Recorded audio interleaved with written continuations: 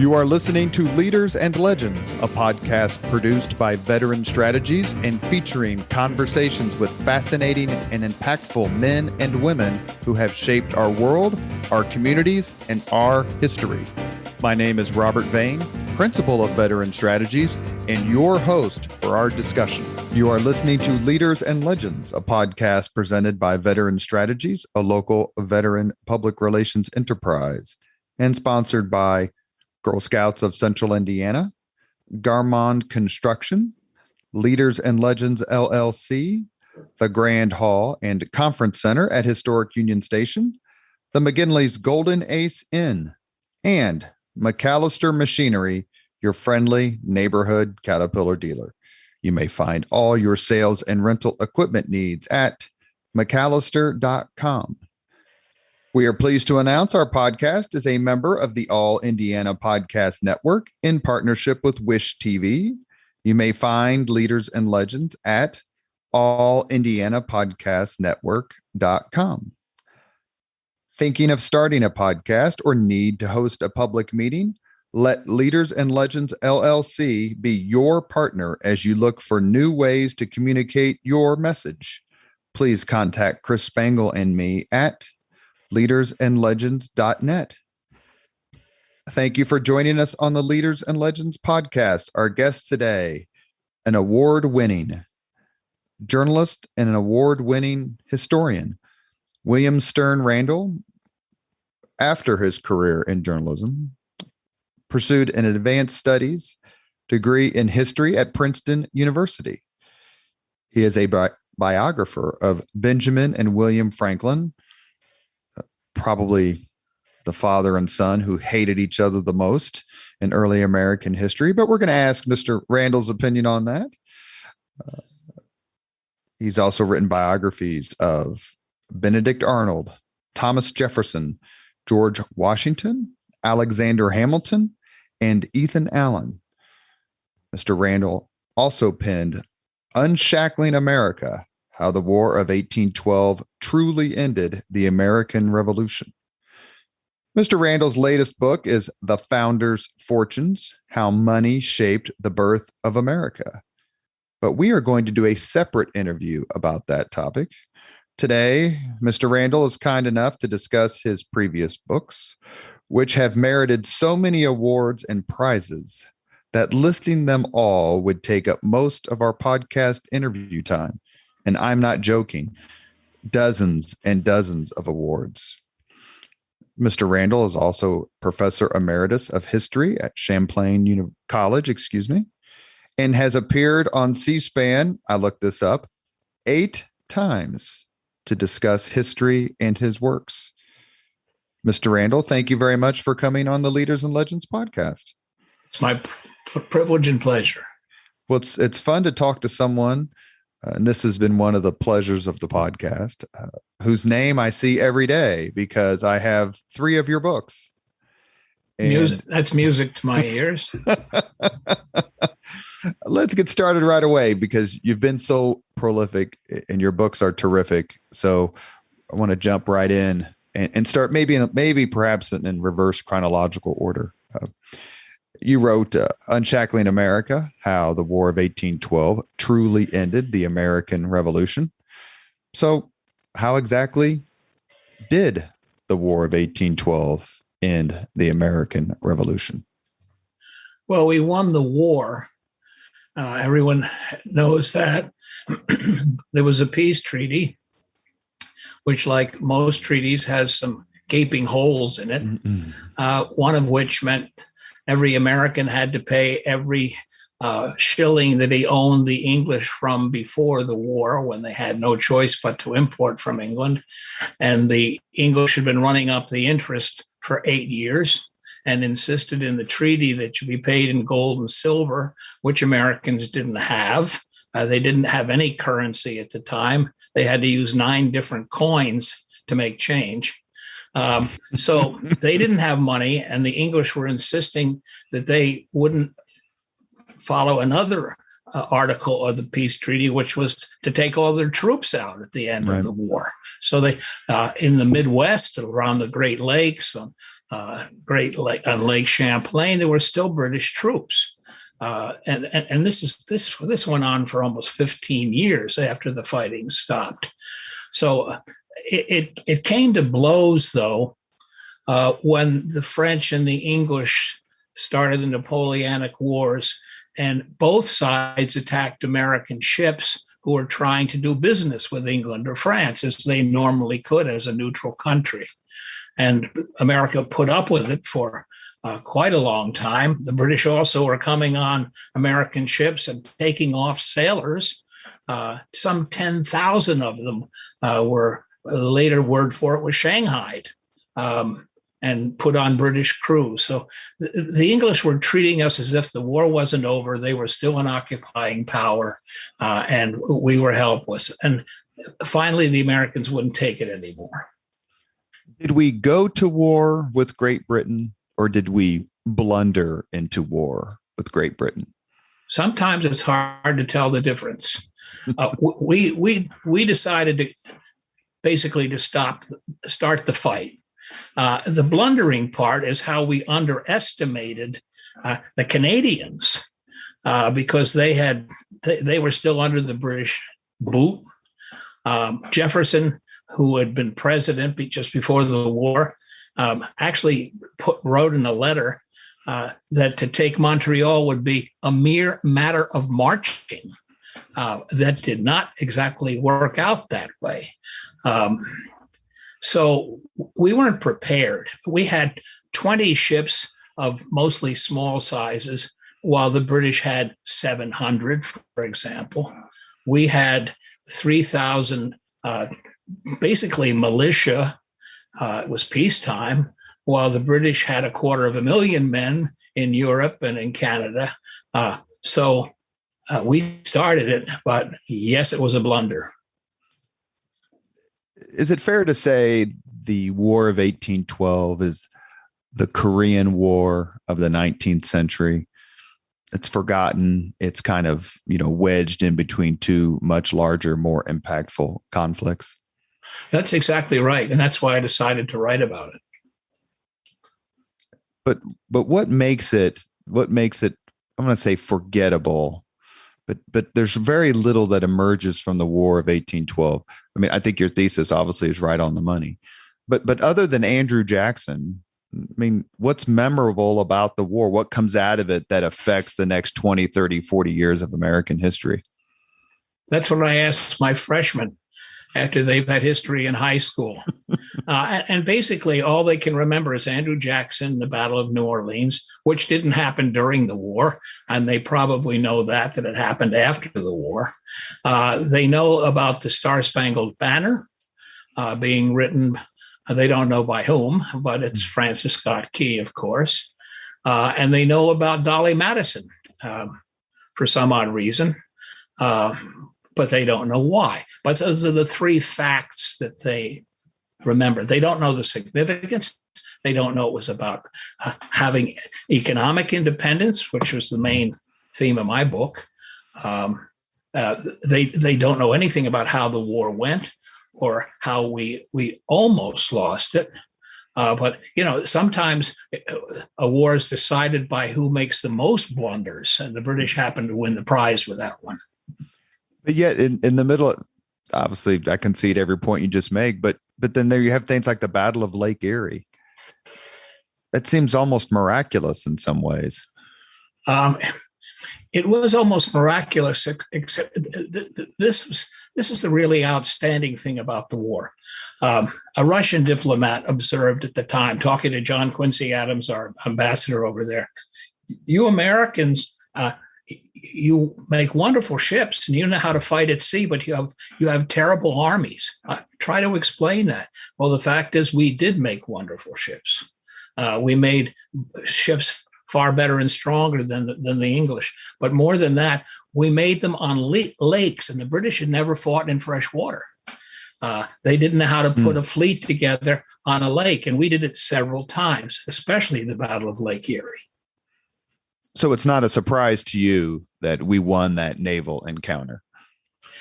Well, it's the details were quite surprising. I mean, the Americans should have been trapped because they were basically in a lagoon behind an island on Lake Erie. I've been up there, I've walked around it, and they should have been trapped, and the British should have kept them from going out on the lake.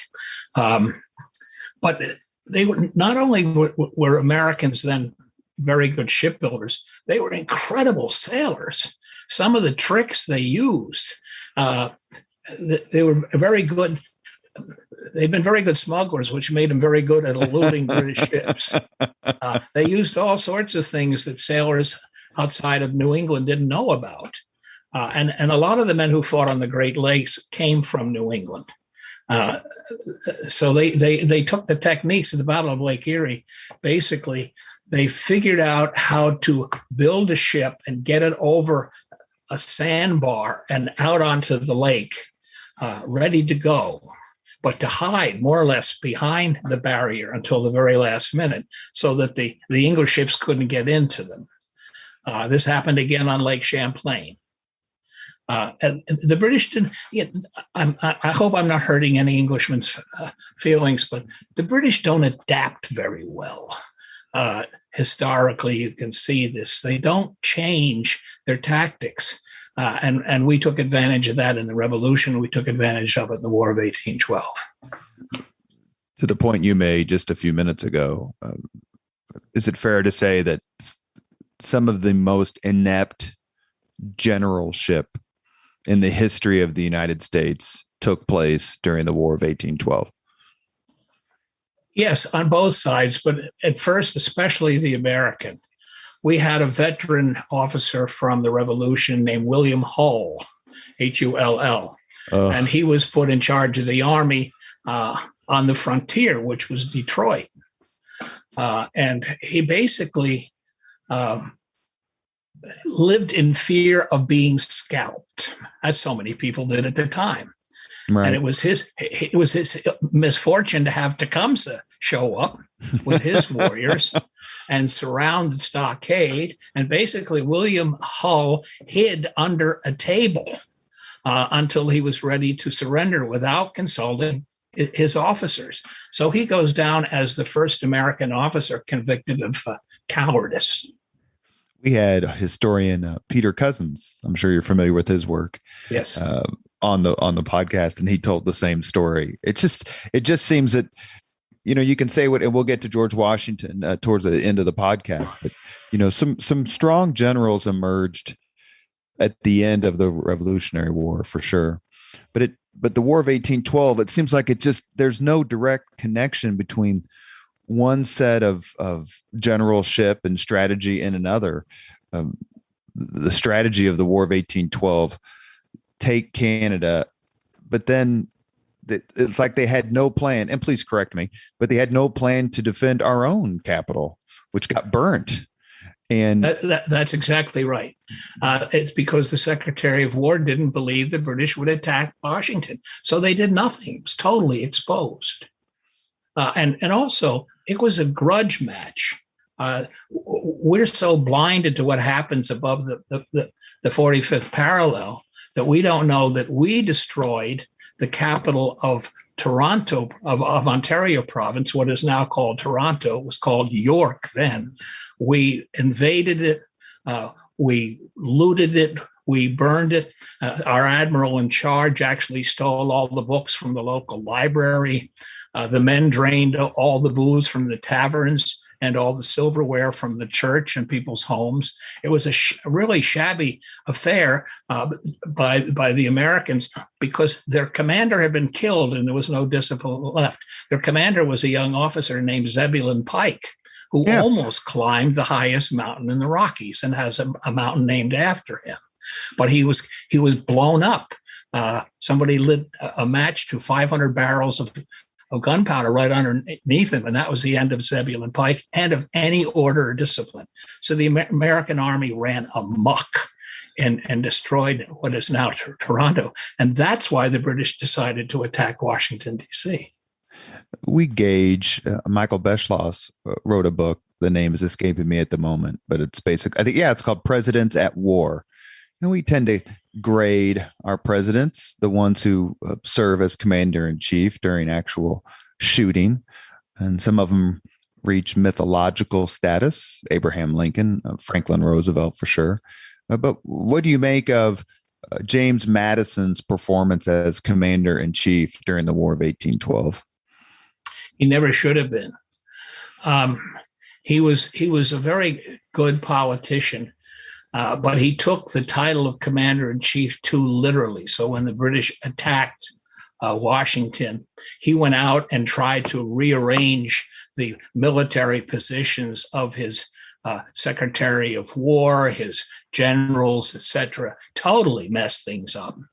And so that battle in Bladensburg, suburb of Boston, is known as the Bladensburg Races, because the American army ran so fast to get away, while Madison basically screwed everything up. So he was a great statesman, but I have to rate him as our worst commander in chief as president. But he's also the only president who led his men into battle at the time. You would rate him worse than Lyndon Johnson? Well, Lyndon Johnson fortunately didn't go to Vietnam and lead troops himself. Point taken. But Madison tried. He tried. He went out there, and he had James Monroe along with him, further screwing things up. So. One last question about your book and about the war. How do you rate, or what do you make of Andrew Jackson's performance at the Battle of New Orleans and that victory? Well, strategically, it was brilliant. He should not have won.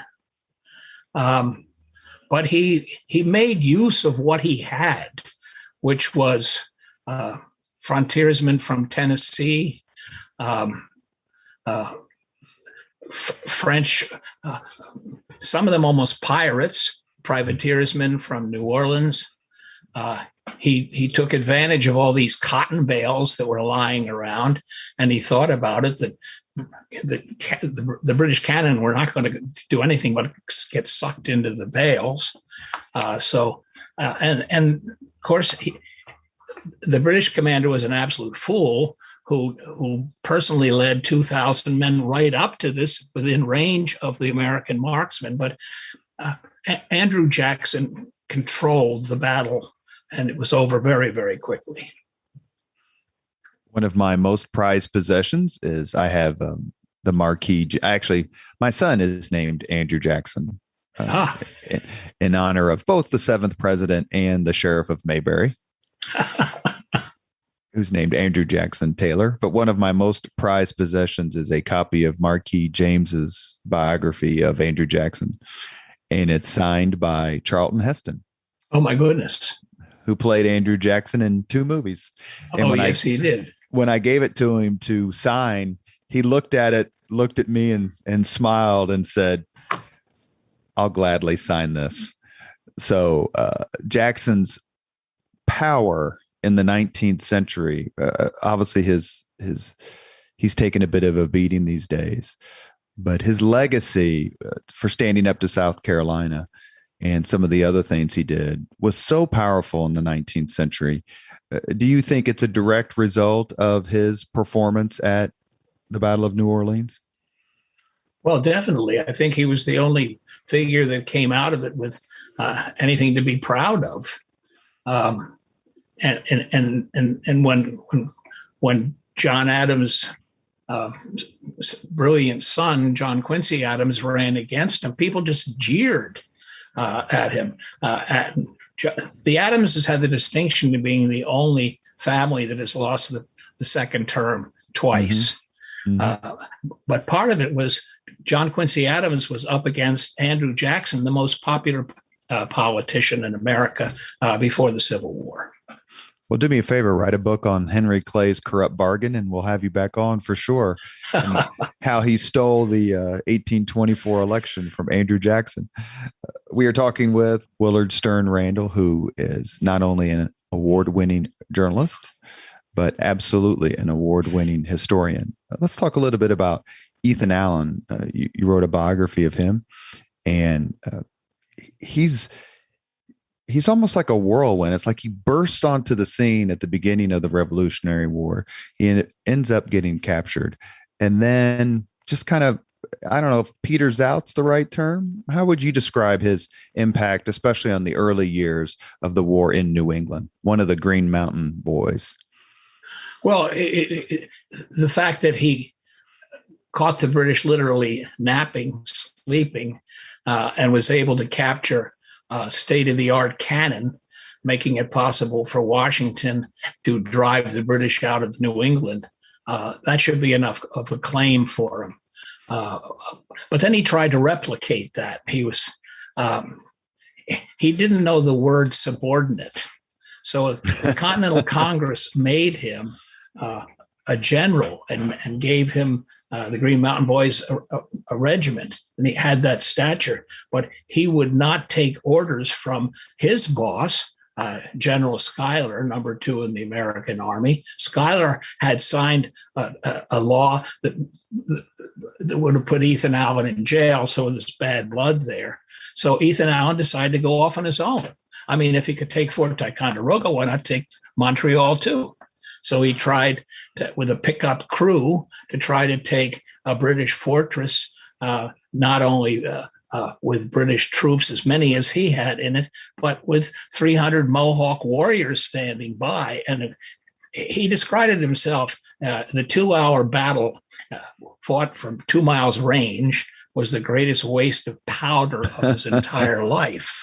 And he was captured. But that his major contribution isn't Fort Ticonderoga. It's because he refused to be exchanged by the British. As long as he had to be exchanged for an officer of equal rank, and Washington backed him up. It became our prisoner of war policy. Ethan Allen was the linchpin of our prisoner of war policy, even down to today.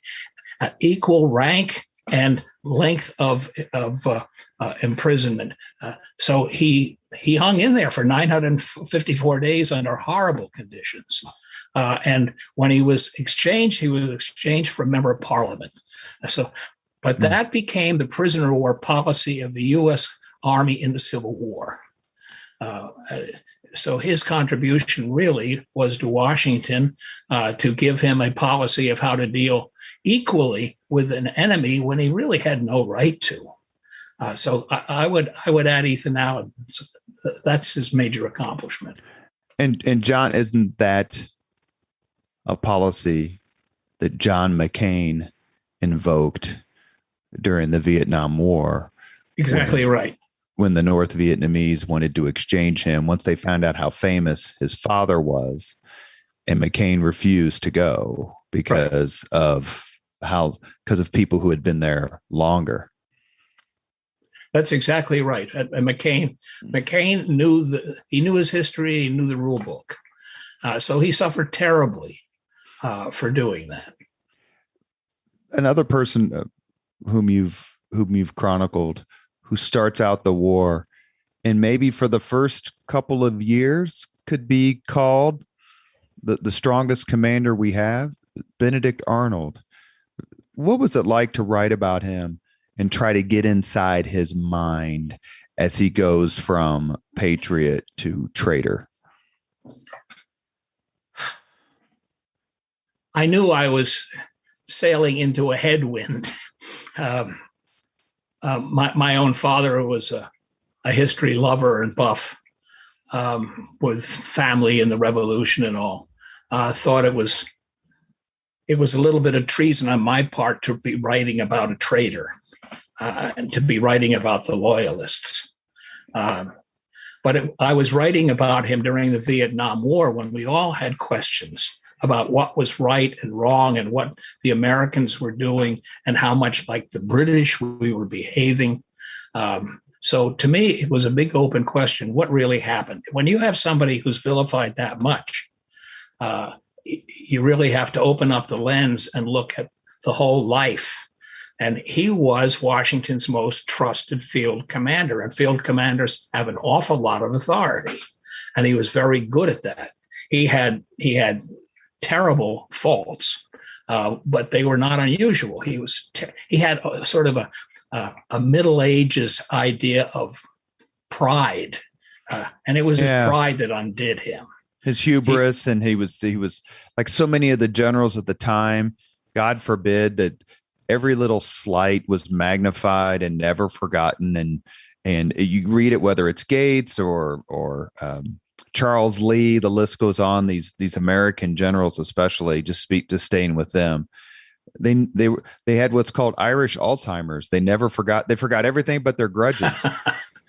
Well, John Adams described an all-night meeting of the Board of War in Congress, and he said he had never seen such children as all of these generals, the way they worked out on each other. Yes, and Benedict Arnold threw it all away, basically, because he was passed over for promotion so many times during the Canadian invasion. He actually kept a chit of how many meals he served to members of Congress and generals when he was military governor of Philadelphia after Saratoga. So he became so disenchanted that he lost sight of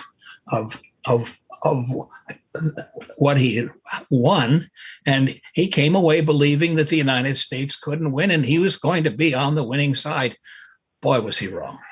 And it's interesting because if you, any scholarly or reasonable reading of the Battle of Saratoga, so we're talking September, October 1777. Right. Gates is an overall command of the American forces up there, but it's Benedict Arnold that makes it happen. Is that fair to say, to make that victory happen, which is the seminal victory, I would say the watershed victory of the Revolutionary War? That's exactly right. If the Americans hadn't stopped the British at Saratoga, it would have been all over. The British would be free to go on to New York and join the British Army and Navy that were already there. New England would have been cut off. France could not keep supplying us or helping us. There were two factors. One was Arnold's courage, actually ignoring Gates' orders and charging right into the guns. His horse had 32 bullets in it. After his last charge, he was shot in exactly the same place where he'd been wounded in attacking Quebec. If he had died at that point, he would have been the greatest hero of the Revolutionary War. Unfortunately for him, he lived on, and all the grudges came out until the British had an easy time turning him. They targeted him, clearly. They were aware of his discontent. Yes. They were also aware that he'd lost his entire fortune and actually was dealing contraband out of a shop in Philadelphia to keep going, which is pretty ignominious. How different would the war have been if Arnold had succeeded in betraying West Point and some of his other schemes? Well, I think it would have been all over, because the British would have captured Washington, his entire staff, including Hamilton, Lafayette. If Arnold's scheme to turn over West Point, never mind that he was turning over his own men, many of them had fought and been captured with him in Canada. If he had succeeded, I think the American people would have given up. Not only would we have lost Washington and the other generals, but the idea that Arnold, of all this hero of the war so far, was a turncoat, and he was going to come out on top. It was the darkest day of the Revolution when Arnold defected. If anyone who's listening to the podcast wants to read about something that just makes you shake your head, like how did any of these guys survive? Read about the invasion of Canada that Arnold was a part of in the early years of the war. They took Montreal, as I recall, but couldn't take Quebec. I think that's right. Right. Just correct me. But the deprivation and the weather conditions and the famine conditions that these patriots, these Americans endured as they tried to capture and conquer that part of Canada. It's simply mind-boggling that anyone survived. And the only thing that I can compare it to in recent history is literally the Russian front in World War II on a much smaller scale, but still just absolutely brutal. Yes. The March to Quebec is one of the great epics of history. That Arnold could lead a small army through swamps and a forest in the wintertime, losing everything, all his medical supplies, all his food, all his boats, and still attack Quebec at all. The story of the March to Quebec was enough to make me want to write about. And actually, I was so lucky because my wife had a job with the university on the Riviera, and I had to write about the March to Quebec, looking out my window at an orange tree with 35 bags of books that I toted along. So I recreated that march. I think it's and the French, when they wrote the first history of the Revolution, they called Arnold Hannibal. They likened him to the great general of the Roman times. And Washington was still a footnote. He's being called a logician. So at that point, Arnold was the great hero of the American Revolution. You mentioned a few minutes ago that you thought, and it's a reasonable bet, especially contemporaneously, that Arnold thought the British, they were going to win the war. But Arnold, who lived past the surrender at Yorktown and the Treaty of Paris in 1783, and the Americans, as I recall, tried to get him, like, we'll exchange prisoners, but you give us Arnold, and the British would never do it. What do you think was going through? They wanted to exchange. Washington wanted to exchange Andre, the spy master of the British, for Arnold, and the British wouldn't give him up. Although no British officer would serve under him when he was given command, not one. The only men that he had under him were deserters from the American army. And John Andre was eventually hanged, but Arnold lived past that, so he lost his bet. What do you think was going through his mind as he laid his head on the pillow at night after the United States had secured its independence? Believe it or not, he wanted to get into the next fight. And so he got into the Napoleonic Wars and attacked the French in Guadeloupe, in the Caribbean. I mean, he thought he could redeem himself. He actually sued somebody in Canada where he'd taken refuge for his reputation, because he'd been called as a traitor in Canada, and he sued for his reputation, and the jury gave him 2 shillings 6 for the value of his reputation. And so he left Canada and went to England, and then he went to the Caribbean. He kept fighting and digging the hole deeper. His wife is the one that kept them alive. She had to sell everything. She couldn't even go home to her family in Philadelphia because of the mob outside of her mother's house. But Peggy Shippen is a great story, and she stayed with him. She's probably the first welfare mother, because she got a pension every time she had a child. She got a pension from the Queen, and she kept having children, and they all wound up being British generals. You are listening to Leaders and Legends, a podcast presented by Veteran Strategies, a local veteran public relations enterprise, and sponsored by Girl Scouts of Central Indiana, Garmond Construction, Leaders and Legends LLC, the Grand Hall and Conference Center at Historic Union Station, the McGinley's Golden Ace Inn, and McAllister Machinery, your friendly neighborhood Caterpillar dealer. Our guest today is Willard Sterne Randall, award-winning journalist, award-winning historian, and biographer. It's said that we live in Hamilton's America. How true is that statement? Well, that's very interesting. That question is why I wrote about Hamilton. I had just finished going around plugging my biography of Jefferson, and I stopped in New York City on the way home for a meeting of the American Revolution Roundtable, which professional historians, but very well-versed Wall Street lawyers, reenactors, etc. And it was when it was all over, I was absolutely exhausted. And from the back of the room came this voice, Mr. Randall, who was right, Jefferson or Hamilton? And I was too tired to go on. So I said, Jefferson for his time, Hamilton for ours. And I got home and I thought, where did I get that? I don't know much about Hamilton. And I went to work on Hamilton. I would say, yes, this is Hamilton's America after the Civil War. Jefferson's America was defeated in the Civil War. I think that's the dividing line.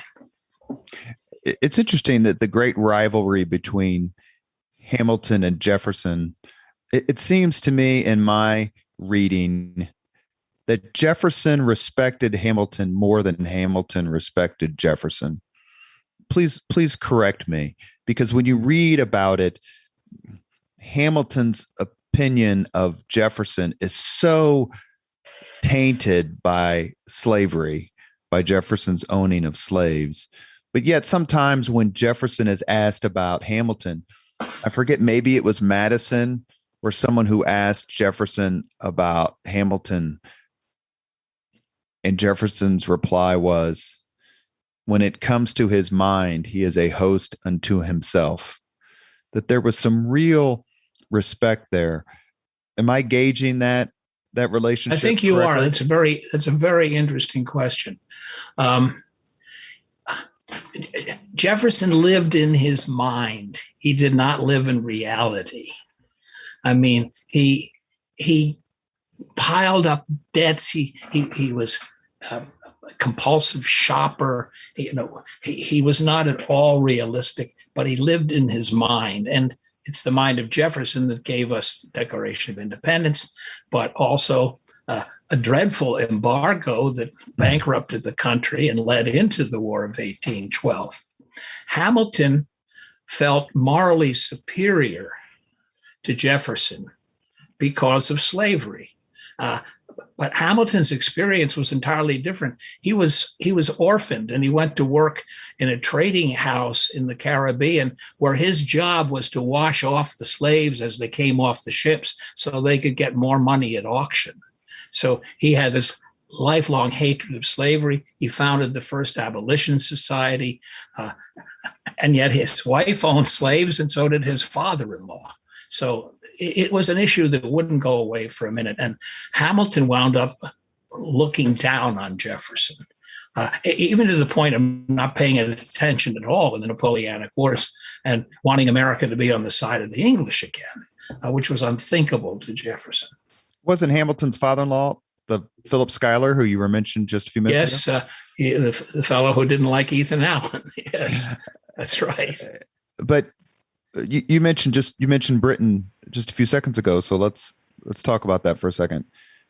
Perhaps in the view of 2021 or 50 years ago, let's say, modeling the United States on Great Britain would seem to make a lot of sense, especially with how much more powerful Great Britain got in the late 19th century, early 20th century. But at the time, in the late 18th century, this must have been incredibly controversial, was it?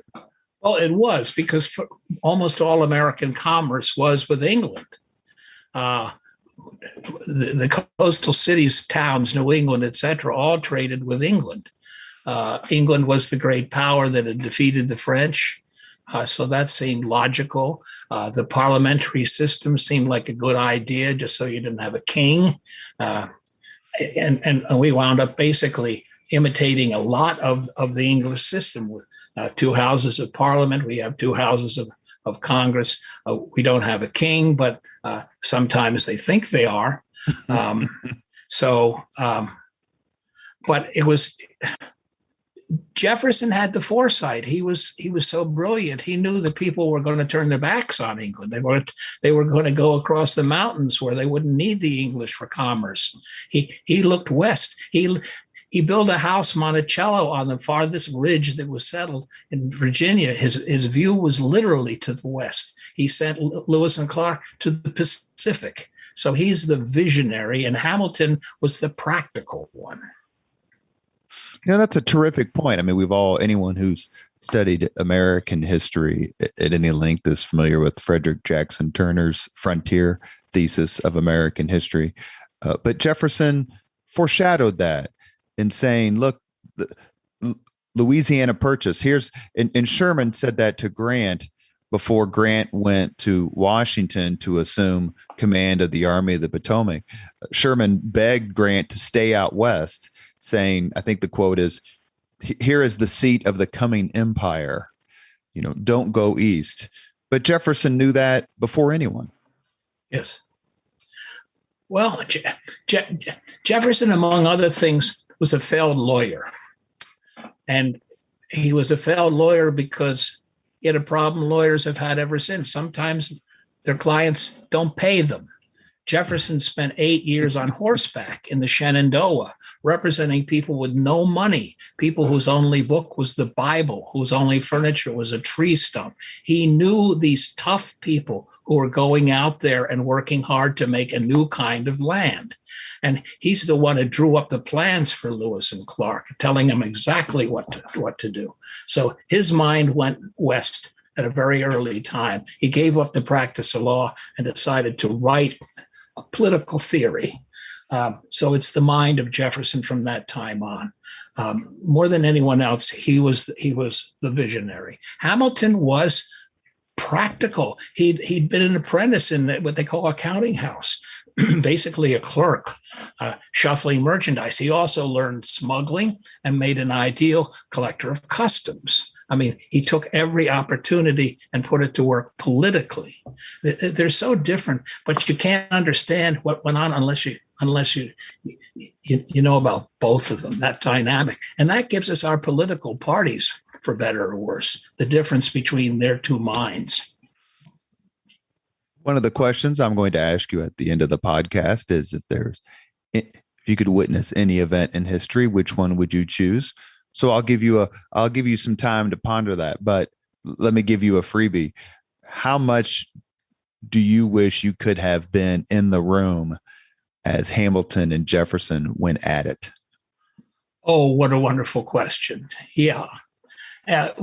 One of the results of it is Washington, D.C.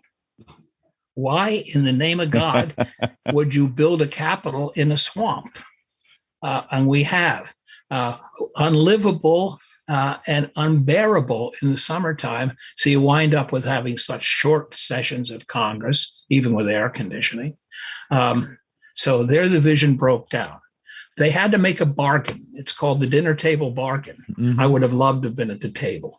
Was Madison the other one at the table? Is that Madison right? was there. Mm-hmm. Jefferson knew just what to do. He gave them some very good French wine. I'd had years of learning about it in Paris. And basically, they horse traded. Jefferson and Madison couldn't afford to go to Congress. They didn't have any money. And they went to Congress in Philadelphia. They were so broke that their horses were turned out of the stable for lack of rent. So they wanted a capital in the South. Hamilton said, no, the capital has to be in New York. That's where the money is. And Jefferson and Madison said, in effect, oh, yeah, well, you can't get your money through Congress without us. I mean, so they horse traded for an evening of drinking and arm twisting. And it was when it was all over, both went away happy. New Yorkers have never forgiven Hamilton for giving up the capital. In effect, they've tried to make it so. The Virginians, I think, won politically, at least for 80 years, most of the jobs in Washington, and I think it's still true, are Southerners. It's a Southern city. Especially prior to the Civil War, that's a point that's made by historians over and over. Jefferson's reputation has taken a bit of a hit in the last 10 to 20 years, I would say. Plus, I mean, literally and figuratively, when it comes to his statues. As a historian, how do you look at this without getting too much into the controversy? Because that's not the point of the podcast. But do you look at it from the perspective of 2021, or is it easier to look at it from the perspective of, you do know this is the man who wrote the Declaration of Independence and secured Louisiana Purchase? I look at it two ways. One, there's an expression,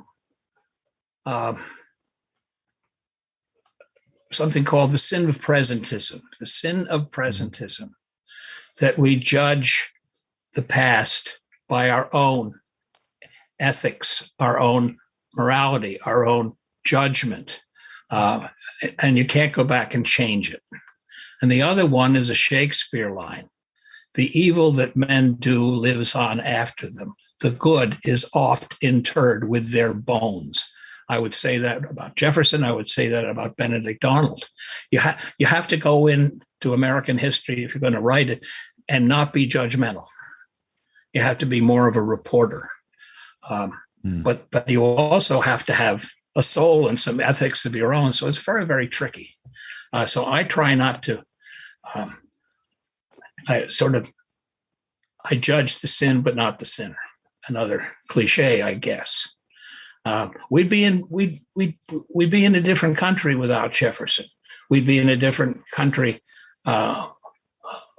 without slavery. I mean, but we can't go back and remake history. So I'm the old investigative journalist. Give me the documents, give me the diaries. Let me see what I can come up with. And I can't take it beyond that. Why didn't Jefferson take up arms during the Revolutionary War? And do you think that Washington, who was immensely brave, and especially Hamilton, who was a frontline combat soldier commander, do you think they looked at him differently because he didn't? Well, yes, but only to a point, that is a point that most historians have overlooked. And that is that Jefferson, as governor of Virginia, is the one who sent an army west under George Rogers Clark to drive the Tories, the Loyalists, out of the Midwest. And he actually had the British commander brought back, tied on and sitting on a horse facing backward all the way to the governor's palace in Charlottesville. And he kept taxing and raising the money to keep a Virginia army in the Midwest. So was he there personally? No, but we wouldn't have had the Midwest diplomatically had an easier time getting it if he hadn't come up with that idea. I write for a magazine, Military History Quarterly, and I got to do an article there on how Jefferson actually saved the powder supply of Washington's army by getting it away to safety when Benedict Arnold with his army attacked after Arnold's treason and sacked Richmond. But Thomas Jefferson was missing for a couple of weeks because Richmond is where the gunpowder was made, and he managed to get it away from the British. Again, one of these turning points that historians can miss. You're listening to the Leaders and Legends podcast with award-winning journalist and biographer / historian, Willard Sterne Randall. For those who don't know, Jefferson really turned on George Washington. Jefferson was Secretary of State and Washington was president. Jefferson went so far as to use, I believe, State Department funds to support an anti-Federalist, anti-Washington broadsheet. What led to the falling out between Jefferson and Washington? The French Revolution. Uh, Washington Washington never stopped being a general as president. He didn't really have a cabinet. He had a staff, and he gave orders. And when Washington went away with Martha on vacation or down to rest at Mount Vernon, and Jefferson stayed in Philadelphia, the capital, he told him what to do. And Jefferson, as Secretary of State, was pro-French. The French sent over an ambassador who was violating neutrality by lining up privateering ships to attack from American soil against the British in the Caribbean. And Jefferson leaned too far toward France. And basically, Washington came back from vacation are just ripping mad that Jefferson had allowed the citizen Genet, the ambassador, to arm ships and line up a cruise, sacrificing our neutrality in this war between England and France. So I think Washington was expressed his annoyance pretty much. And Jefferson said, all right, I'm out of here. I quit. I resign. It's hard for us to imagine how frail these people, heroic they are, but how thin their skin is. Time and time again, that hubris, they give up the main chance when somebody puts them down, for want of a better phrase. Happened with Jefferson. No discussion of Thomas Jefferson, especially the latter period of his life, is complete without an exploration of his reconciliation with John Adams. Discuss their correspondence towards the end of their lives and how they got their friendship back after years of acrimony. Adams defeats Jefferson in 1796 for the presidency. Jefferson then defeats Adams in 1800. And anyone who thinks that politics is worse in 2021 than it ever has been in American history, read a good book about the election of 1800, and then follow that up with a good book about the election of 1824. Politics in the early 19th century was absolutely hateful, brutal, but they reconciled and famously died on the same day, July 4th, 1826. You couldn't write a script any better. The answer is Abigail Adams. Abigail Adams and Jefferson were on the same sort of intellectual. I don't want to compare their intellects, but they had a lot in common. Very cerebral. Jefferson was a widow. I think he was fond of Abigail, but not in any physical sense. So they spent a lot of time together when Adams and Jefferson were in Paris as ministers to France. So I think Abigail got a little annoyed at John sometimes when John Adams, there's a song from the show 1776, "Sit down, John, sit down, John." John never said anything short. And I can just hear him on a tear about Jefferson, and Abigail just giving him an icy look.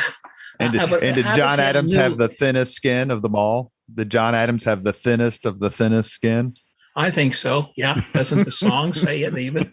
But she recognized how close they had been, and they're old now.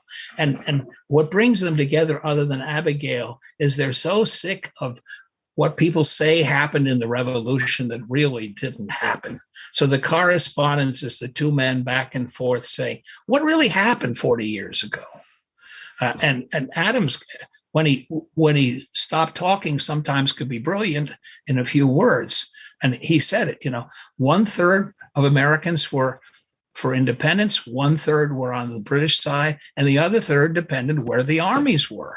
I mean, how better can you sum up this civil war within a war? That's John Adams at his best.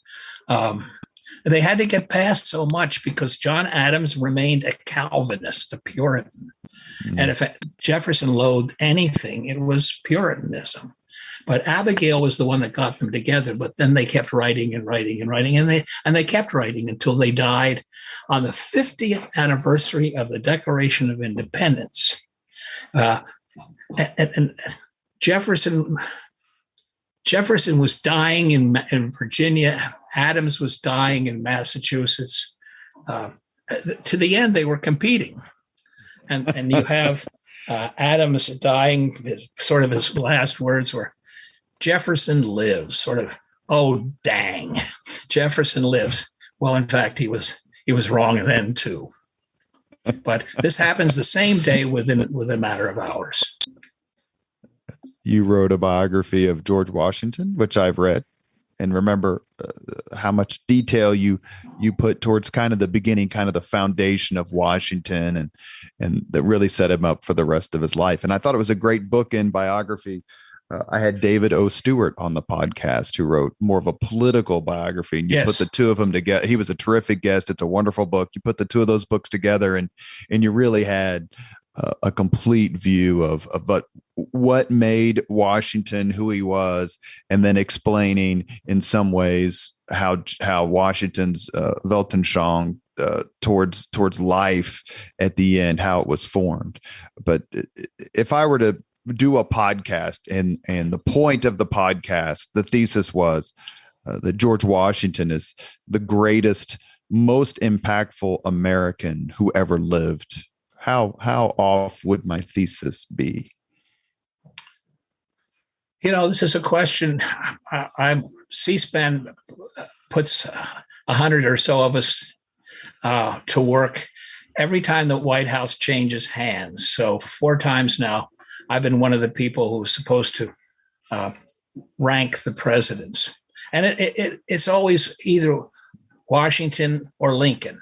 They seem to trade places. Lincoln's in first place now, but it's been Washington so much of the time. He really invented the presidency, for one thing, but with a kind of humility that was so refreshing among world leaders. George III, who could get things right once in a while, said that if Washington resigned as general, he would be the greatest man of the 18th century. Washington resigned twice. And that stunned people, that he would get power and he would relinquish it for the good of the country. I think that makes him head and shoulders above most politicians or most leaders in the world. He was incredibly brave. Even if he was, I have to say this, not a great general. He lost more battles than he won, but every time he lost one, people regarded him more for his bravery, for staying in the fight. Everybody knows the story of Fort Necessity, where you put a terrible scratch crew of militia in a bowl full of water, surrounded by trees with Indian marksmen behind it. You can't win. But when it was all over, the royal governor pleaded with him to stay. He was given command of a regiment. Then he did very badly with Braddock's march to the Monongahela, but he was the only officer not wounded, even though his clothes were full of bullet holes. And Americans looked up to them as this courageous man. So he gives America someone courageous as an image of what a leader and a president should be. John Adams tried hemming and hawing and trying to figure out what to call President Washington. And he came up with some long phrase, supreme leader of the great, it went on for 15 minutes. And Washington said, no, Mr. President. I mean, that really sums up the man, that humility that people admired. He would go to the door himself and let the British ambassador in. Jefferson did the same thing. He did not believe in uniforms. He showed up at the Continental Congress with his uniform in his suitcase. He wasn't wearing it. but it was there in case the country needed them. And there's a Roman figure called Cincinnatus, the man who turned his sword back into a plowshare, and that's the image that Americans had of Washington. So he embodies so many elements that Americans admire that it puts him right up there at the top. But when you rank them, who do you put first, Lincoln or Washington? I've seen some polls that have Lincoln first, FDR second, and Washington third. I keep putting Washington. Lincoln is a great tragic figure.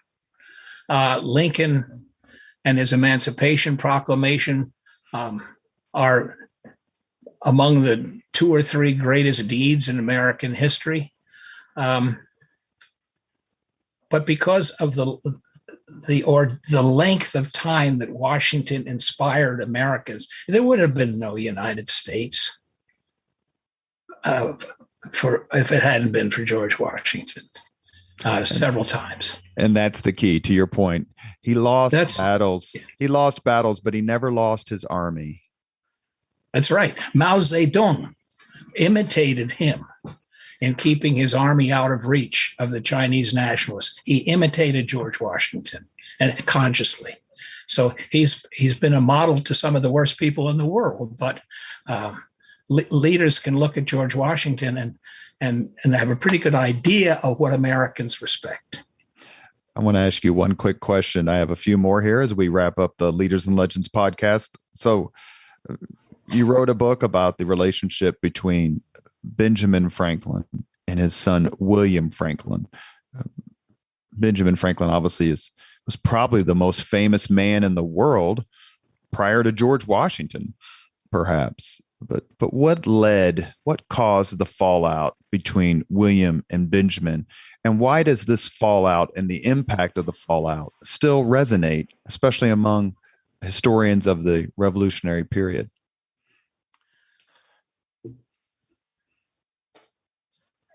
William Franklin was illegitimate in a world in which that was a sin, a terrible deficit.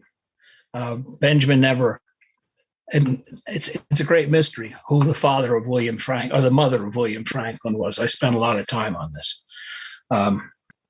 But King George III gave legitimacy to William Franklin by making him a royal governor, which was, I think, far beyond the expectations of William, and certainly beyond the wishes of Benjamin. New Jersey, so right? Benjamin had raised him as his son, his legal executor and all that, and he winds up with a son on the British side, just as Benjamin Franklin is deciding to break away from the British. And neither would give in. They had a 3-hour argument. And when it was all over, Benjamin Franklin said, "You're wrong. I wish you would come with me." And went off to fight in the revolution. And the son said, "Then you will burn by the light of the conflagration." Words to that effect. William Franklin couldn't believe that the Americans could win. He thought his old man had lost it. Benjamin Franklin believed more than anything else in personal loyalty, and he couldn't believe that his son would not come with him no matter what. And he publicly disinherited his son when he died for the part he took against me in the late war. He left him not a sou. He actually stayed home so he wouldn't have to vote when the Continental Congress sent William off into solitary confinement in Connecticut. I mean, it's a terrible tragedy, but neither man would give in. My favorite American battle of all time is, and particularly of this period, of course, is the Battle of Cowpens, January 17th, 1781, which is the starting point of Cornwallis ending up in Yorktown and surrendering on October 19th, 1781. What's your favorite American battle of all time? Of the all time or of the revolution? All time. We'll make it harder for you. This is a tough one. Let me start with the revolution. It's definitely Saratoga. There are more elements that keep coming up. I've just finished a book, Founders' Fortunes, and I really get into how materially the French had to do with our winning that battle, which became the turning point because the French then believed that we could win. The French actually sold us the cannon. The British had no clue what they were walking into at Saratoga. It's French artillery that had been smuggled in and brought by oxen over the mountains. Terrific surprise, with a Polish engineer designing a battlefield, European style, that the British couldn't get past. I mean, if you take the totality of it, it's a brilliant battle. You have a fool for a British commander, but that's not unique. And a gambler. He had a state-of-the-art army with him. But the people in England had never been to America. No English lord had come over. They thought the place was flat. And it was the American frontier, the mountains, the lakes that defeated the British. But it was the Americans, Tadeusz Kosciuszko, the Polish engineer, the man who smuggled the guns in, Silas Deane, who's wound up believing, like Arnold, that the Americans couldn't win, but he arranged the guns to arrive at exactly the right moment when Schuyler was sure he was going to be defeated. And so the British crossed the Hudson, and there they are with 100 large French cannon and with enfilading fire. And then Benedict Arnold, we have to deal with him again. Arnold had stopped the British invasion at the Battle of Valcour Island, loading and firing the cannon himself. Mm-hmm. He had invaded Canada. And here the British make another try. They come down from Canada, and oh my God, it's Arnold again. And he leads the last charge. I mean, Shakespeare could not write anything more dramatic than the Battle of Saratoga. You're listening to the Leaders and Legends podcast with historian and journalist Willard Sterne Randall.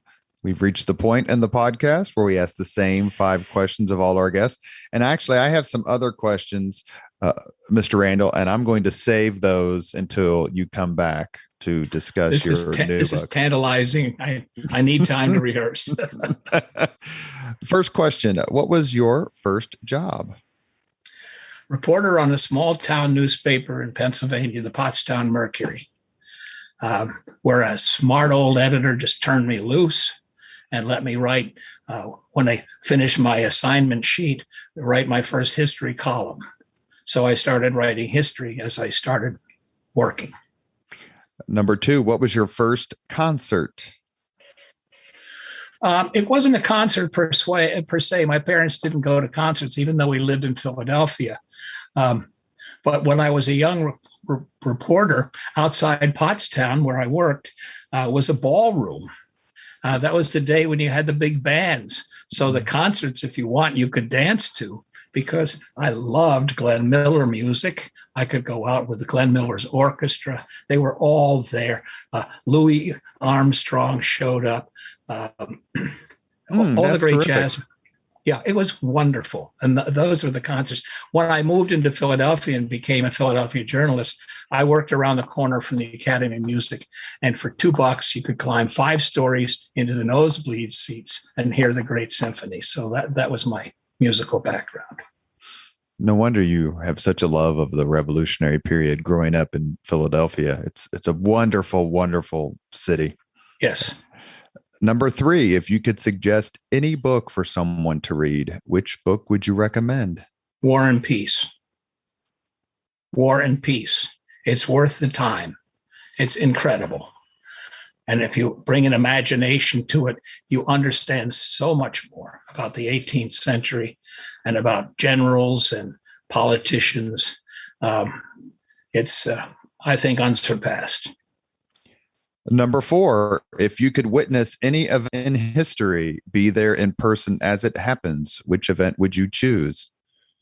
The British surrender at Yorktown.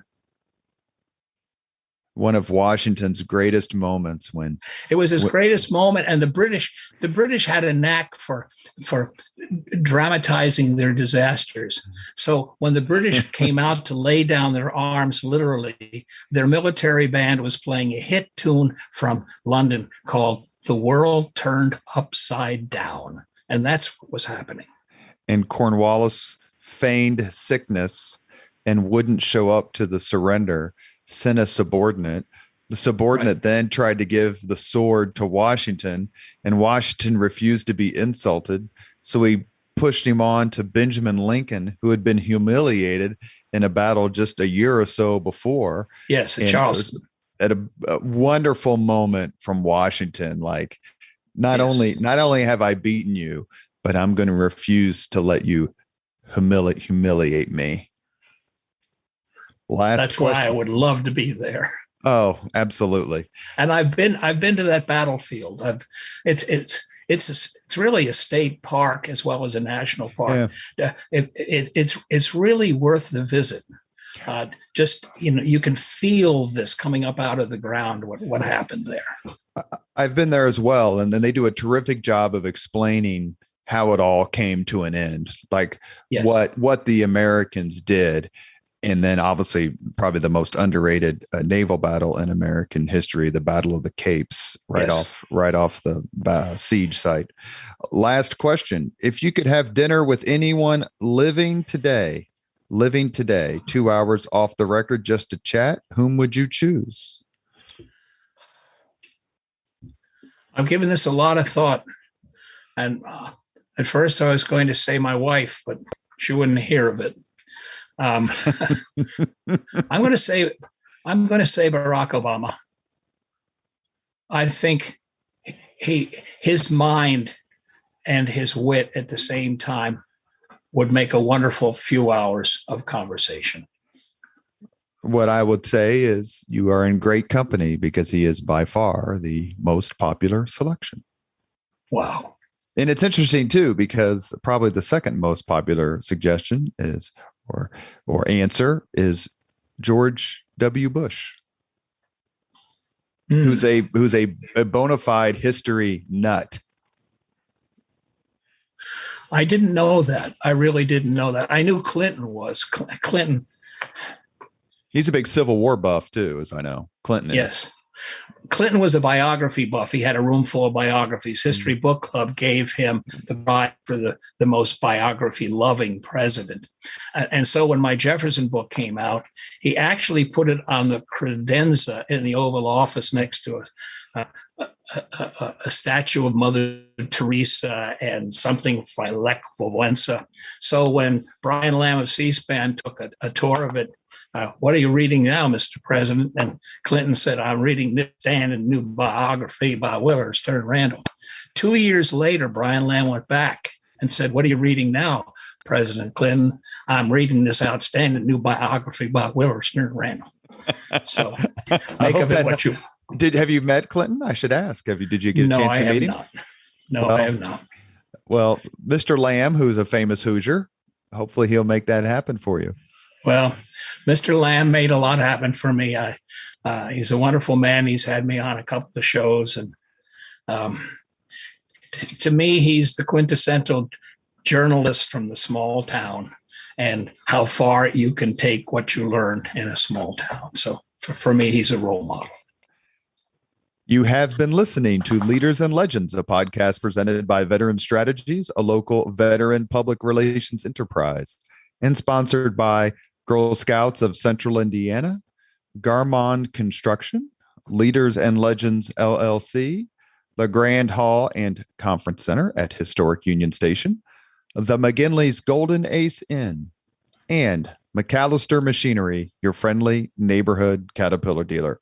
Our guest today has been award-winning journalist and historian Willard Sterne Randall. He's going to come back on in a few months and discuss his new book, the founders' fortunes, how money shaped the birth of America, and hopefully we'll get to discuss why Thomas Jefferson and George Washington were always broke. But until then, Mr. Rand, thank you so much for your time. It's a complete honor to get a chance to talk to you, especially after having read some of your books. And thank you for having me on Veterans Day. That meant a lot. Thank you very much for listening to Leaders and Legends, brought to you by Veteran Strategies Incorporated. If you want to contact us about this program or our menu of public relations services, please send us an email at robert@veteranstrategies.com. That's robert@veteranstrategies.com.